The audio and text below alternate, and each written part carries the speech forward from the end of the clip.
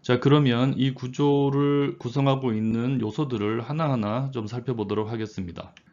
먼저 프로젝트 파이낸스를 통해서 수행하고자 하는 그 개발 사업, 부동산 개발 사업을 하기 위해서 파이낸싱 하는 거잖아요. 그 개발 사업의 핵심적인 내용은 이제 이겁니다. 여기 시행회사가 있습니다. 흔히 이제 디벨로퍼라고 하죠. 이 디벨로퍼가 자신이 보유하고 있는 토지에다가 개발 사업을 할 수도 있겠지만 보통은 누구로부터, 그러니까 토지를 소유한 지주로부터 토지를 매입을 합니다. 그런 다음에 거기다가 수익을 얻기 위해서 부동산 개발을 하는 거죠. 그 개발이라는 것은 계획하고 인허가 하고 착공하고 준공하고 하는 그 일련의 활동을 말합니다. 그렇게 해서 만들어지는 부동산에는 장기간 보유하면서 이제 운영을 하는 그런 시설도 있을 것이고, 준공과 함께 처분하는, 보통 선분양을 하죠. 그런 분양하는 시설도 있을 겁니다. 그리고 이제 이런 시설들을 지을 수 있도록 인허가를 받거나 또는 인허가 받는 과정에서 공정률의 인센티브와 같은 여러 가지 혜택을 얻기 위해서 부지상에 여러 가지 공공시설을 같이 건설해서 기부 체납하는 경우도 있습니다. 이런 일련의 사업을 하는 것이 이 개발 사업의 아주 기본적인 내용이라고 할 수 있습니다. 근데 이때 이 시행회사, 그러니까 디벨로퍼가 토지를 매입을 하고 이걸 이제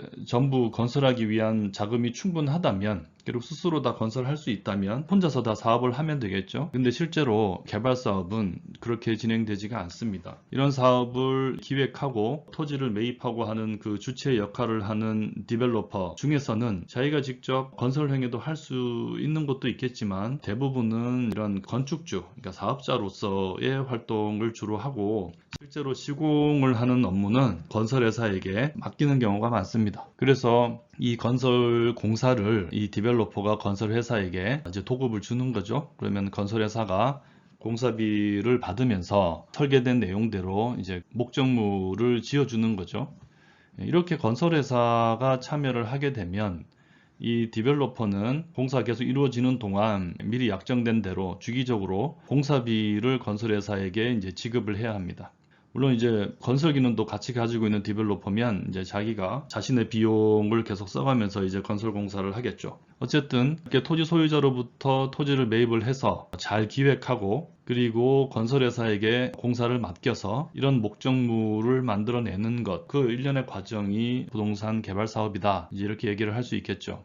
근데 이제 아까도 말했지만 이 모든 활동을 하는데 이제 자금이 충분할 리가 없기 때문에 여기서 이제 파이낸싱이 필요합니다. 그래서 금융기관이 자금을 제공해주는 주체로 참여를 하게 되는 거죠. 누차 반복적으로 얘기하지만 이 토지의 가치가 전체 사업을 하기에 충분할 만큼 담보의 기능을 할 수 있다거나, 또는 이 시행회사의 신용이 너무나 우량해서 이 모든 자금에 대해서 이제 보장을 할 만한 상황이 되면 따로 프로젝트 파이낸싱이 필요가 없겠죠. 하지만 이제 일반적으로 그렇지 않기 때문에 이 금융기관이 어떤 조건이 성취되면 자금을 제공을 해주겠다 하는 식의 협상을 이제 해오게 됩니다. 그래서 이 금융기관과 디벨로퍼가 프로젝트 파이낸싱의 구조가 달성될 수 있도록 여러 가지 수단을 이제 협의하면서 하나하나 이제 도입을 하는 거죠. 프로젝트 파이낸싱을 활용하기 위한 가장 기본적인 수단은 바로 프로젝트 컴퍼니를 만드는 겁니다. 이게 이제 개발 단계에서의 가장 기본적인 신용 보강의 방법이라고 할 수 있겠죠. 이 금융기관 입장에서는 어차피 이 디벨로퍼의 신용으로는 제공하는 자금을 보장하기에 충분하지 않기 때문에 결국은 이 개발 사업 자체가 상당히 우량하다. 저기서부터 미래에 발생할 것으로 기대되는 현금 흐름이 내가 제공하는 자금을 이제 상환하기에 충분하다라고 판단이 돼야만 이제 자금을 집행을 하겠죠. 그런 feasibility study를 금융기관은 이제 자기 나름대로 이제 충분히 수행을 했을 것이고요. 그래서 이제 파이낸싱을 제공할 만하다고 판단이 됐을 때 프로젝트 파이낸스의 구조를 갖추는데, 방금 말씀드린 것처럼 제일 첫 번째 할 일은 이렇게 이제 SPC를 만드는 거죠. 우리가 금융을 할 때 SPC를 만드는 이유에 대해서는 이제 앞에서 여러 차례 이제 설명을 했습니다. 이 디벨로퍼를 직접 차주로 하는 것보다는 이 디벨로퍼가 하고자 하는 이 사업만을 수행하는, 그러니까 아주 우량한 사업만을 수행하는 특수 목적 회사를 하나 만들므로써 이 프로젝트 회사를 차주로 해서 자금을 제공하면 그 대출이 이제 훨씬 안전해진다, 이제 이렇게 판단을 하는 거죠. 이렇게 프로젝트 파이낸스를 위한 SPC를 흔히 프로젝트 컴퍼니, 뭐 우리말로는 프로젝트 회사라고 부릅니다. 그래서 이 회사를 이제 별도로 하나 설립을 해서 거기다가 자금을 제공하는 구조를 취합니다. 이때 그러면 이 프로젝트 회사는 누가 만드나? 그러니까 다시 말해서 프로젝트 회사의 주주는 누가 되나 이제 하면요. 당연히 이 사업을 하고자 하는 디벨로퍼가 되겠죠. 이렇게 프로젝트 회사에 이제 출자를 하는 그런 주체를 흔히 이제 스폰서라고 부릅니다. 프로젝트 파이낸스 전체적인 구조 안에서 그 스폰서 역할을 하는 게 결국은 이제 애초에 이 사업을 기획했던 시행회사 또는 디벨로퍼인데요. 그 디벨로퍼가 출자하면서 스폰서 역할도 하고 동시에 이 프로젝트 회사는 페이퍼 컴퍼니잖아요. 그러니까 이 회사의 모든 업무를 대신 운영하는 AMC의 역할도 동시에 하는 겁니다. 이 AMC는 이제 Asset Management Company의 약자입니다. 근데 이제 스폰서가 직접 자기가 이렇게 AMC 기능을 하는 경우도 있고요. 때에 따라서는 프로젝트 회사를 만들면서 AMC 법인만 별도로 또 설립하는 경우도 있습니다. 그리고 이제 이런 대규모 프로젝트를 수행할 때 토지를 소유한 주체도 단지 이제 돈을 받고 토지를 매각하고 끝나는 것이 아니고 토지를 현물 출자하면서 프로젝트 회사의 스폰서로 참여하는 경우도 있습니다. 그러니까 흔히 공공부문에서 택지개발 사업을 한 다음에 공공부문이 보유하고 있는 부지에다가 이제 뭔가 사업을 하고자 할 때, 그럴 때 이제 민간 부문에다가 토지를 그냥 매각하는 경우도 있지만, 중심 업무지구 같은 데 있는 핵심적인 부지에 대해서는 토지를 현물 출자하면서 이제 스폰서로 이제 함께 참여하기도 합니다. 물론 공공부문이 아닌 경우도 토지 소유자가 원하고 또 협상이 잘 되면 스폰서로 참여할 수가 있겠죠.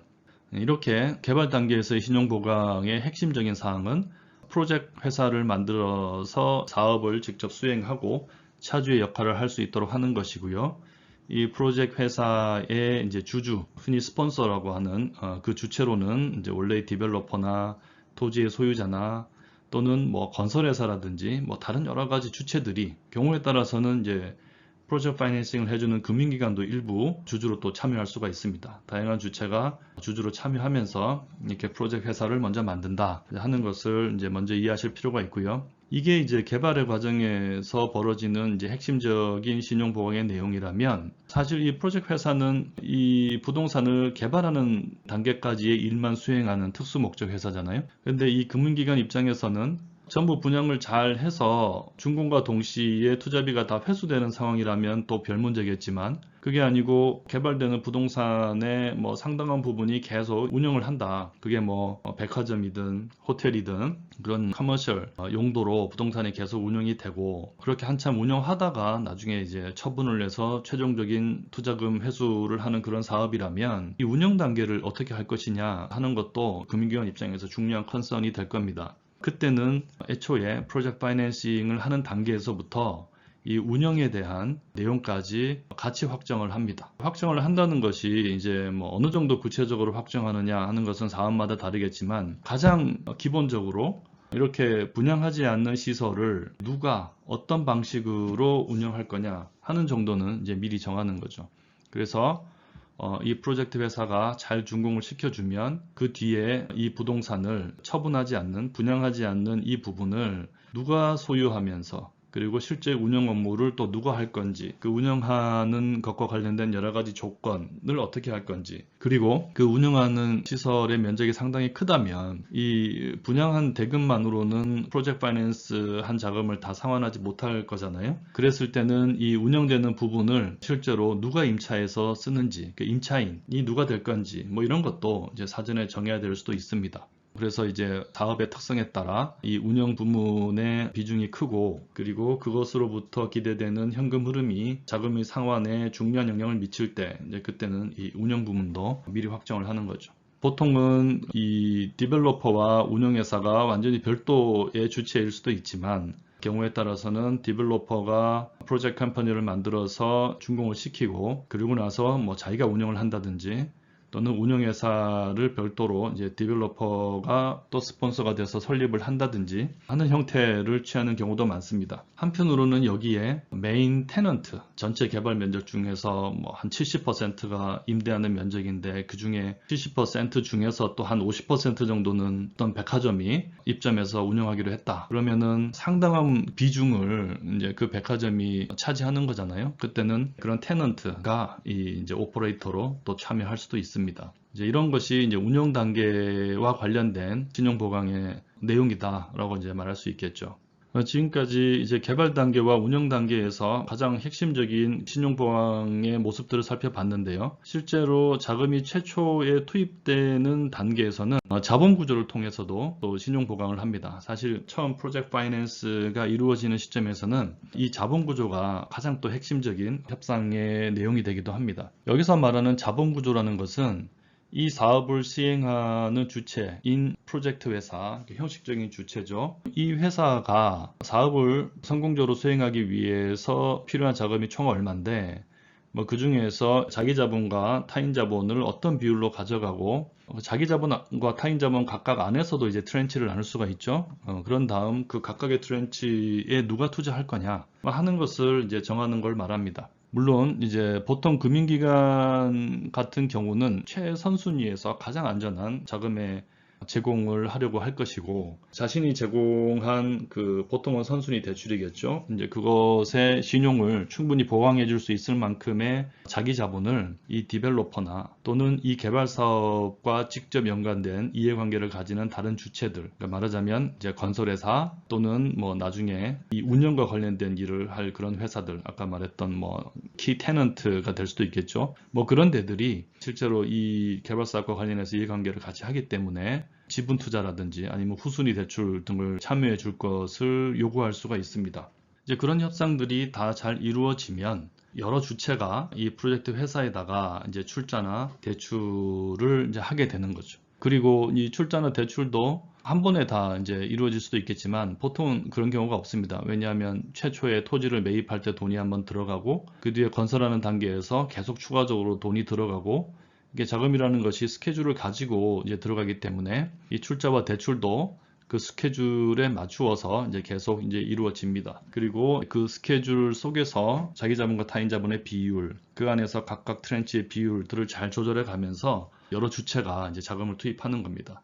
이제 이렇게 자본 구조가 확정이 되면 아까 얘기했던 이 건설회사는 만약에 건설회사가 이제 출자라든지 후순위 대출 같은 걸 같이 하게 된다면 역시 투자자 입장에 서게 되잖아요. 이제 그럴 때 우리가 흔히 건설 투자자라는 표현을 씁니다. CI라고 많이 줄여서 부르는데 컨스트럭션을 하는 인베스터다 하는 뜻이겠죠. 그리고 나중에 이 운영이라든지 뭐 이런 업무에 이제 관여하게 되는 아까 말했던 키 테넌트 같은 그런 주체들도 출자를 할 수가 있죠. 그래서 이 사업의 준공과 운영까지 상당히 깊게 관여하는 이해관계를 가지는 그런 주체를 전략적 투자자라고 보통 얘기합니다. 그런 데들도 역시 이제 출자나 후순위 대출 들어올 수 있죠. 이제 Strategic Investor를 줄여서 흔히 이제 SI라고 이제 많이 부릅니다. 이런 주체들은 아까도 얘기했듯이 사업의 이해관계를 가지기 때문에 좀 후순위 쪽에 자금을 제공을 해서 금융기관들의 신용을 보강해주는 역할을 하고요. 아까 말했던 그 금융기관들은 순수하게 재무적인 목적으로만 자금을 제공한다고 해서 재무투자자 또는 재무적 투자자라고 부릅니다. Financial Investor를 줄여서 이제 FI라고 많이 부릅니다.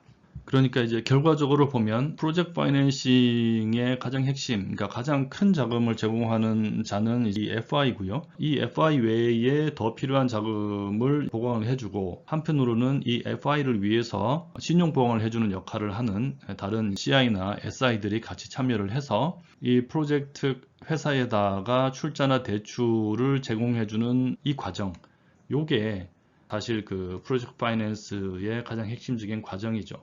이게 이루어지기 위해서 프로젝트 컴퍼니도 만들고 나중에 운영과 관련된 뭐 여러 가지 약정도 이제 미리 확정하고 하는 등등의 이제 방법을 쓰는 겁니다. 물론 이 프로젝트 파이낸스에서도 이런 구조적인 수단들 외에 그러니까 우리가 전통적으로 쓰는 담보나 보증들이 다 활용이 됩니다. 그러니까 프로젝트 회사에 처음 자금이 투입이 되면 토지 소유자로부터 토지를 취득하잖아요. 그러면 토지의 소유권이 프로젝트 회사로 넘어오니까 거기다가 뭐 근저당을 설정하든 또는 담보신탁을 활용하든 여러 가지 방법으로 최선순위인 이 재무적 투자자를 위해서 담보를 제공을 합니다. 이런 걸 전혀 하지 않는 것이 아니에요. 기본적으로는 미래 현금 흐름을 보고 이제 하는 파이낸싱이지만 이런 담보도 물론 활용하고요. 전체 자금을 회수받기에는 부족하겠지만, 그리고 이 건설 투자자나 뭐 전략적 투자자나 이런 주체들이 같이 출자하거나 후순위 대출을 해서 선순위 대출의 신용을 보강해주는 기능도 하지만, 한편으로는 그와 별도로 또 이 재무적 투자자를 위해서 보증을 서주기도 합니다. 그 보증은 뭐 건설 투자자가 할 수도 있고 전략적 투자자가 할 수도 있고 뭐 이런 스폰서가 할 수도 있고 뭐 여러 주체가 협상의 결과에 따라서 이 재무적 투자자에게 이제 보증을 제공하기도 하는 거죠. 뭐 이런 그 전통적인 수단도 모두 활용을 하고요. 근데 이제 그것만으로는 충분하지 않기 때문에 뭐 이런 여러 가지 구조적인 수단도 활용하는 겁니다. 물론 이 프로젝트 회사가 향후에 벌어들일 현금 흐름, 그것이 곧 이 프로젝트로부터 기대되는 미래의 현금 흐름이잖아요. 그것을 통제하기 위한 수단도 당연히 있습니다. 토지를 소유하게 되면 그 토지를 담보로 제공한다고 했는데, 그뿐만이 아니고 이 프로젝트 회사가 뭐 분양을 한다든지 준공을 시켜서 뭐 운용을 한다든지 뭐 여러 가지 이제 일들을 하게 되면 수입이 발생하잖아요. 그러면 그 수입 그 자체, 좀 더 이제 형식적으로 얘기하자면 그 수입이 입금되기로 돼 있는 통장이죠. 뭐 그런 것에도 전부 질권 설정을 하고, 그런 돈들이 들어오면 그 돈을 이제 어디에다 쓴다, 그 우선순위도 미리 다 정합니다. 그래서 이제 현금 유입이 생기면 이 사업을 진행하고 유지하기 위해서 필요한 여러 가지 필수적인 비용들 먼저 지출하고, 그러고도 남는 것은 저 재무적 투자자를 위한 부채를 상환하기 위해서 뭐 그때그때 상환하든가, 아니면은 상환 자금을 이제 적립하는 계좌를 따로 만들어서 거기다가 넣어놓게 한다든지 하는 등의 이제 수단을 씁니다. 그래서 이 프로젝트 파이낸스를 위한 전체적인 사업 계약의 내용 안에서 이 사업으로부터 발생하는 모든 현금 흐름, 그러니까 유입과 유출을 포함해서요, 그런 것들을 잘 통제하도록 이렇게 사전에 계약을 합니다. 그러니까 그 계약서가 이제 상당히 두껍고 복잡하겠죠. 그런데 이제 앞에서도 설명을 한번 했지만, 이 모든 과정이 이 재무적 투자자의 안전을 위해서 활용되는, 그러니까 그것을 위해서 이제 다른 주체가 모든 것을 희생하는 식의 모습으로 이제 보일 수도 있지만, 실제로는 이제 그런 그 여러 가지 수단들을 제공해 줌으로써 상당히 큰 자금을 가능한 한 좀 더 양호한 조건으로 조달할 수 있기 때문에 하는 거죠. 그렇게 해서 그 여러 가지 이제 신용 보강을 위한 수단들을 제공해 주는 대가로 얼마만큼 양호한 자금을 조달할 수 있는가 하는 것을 잘 이제 계산을 하고 따져서, 그 따지는 주체는 여기 있는 이제 디벨로퍼겠죠. 따져서 이 프로젝트 파이낸스의 이제 전체적인 구조와 조건을 결정하게 되는 겁니다.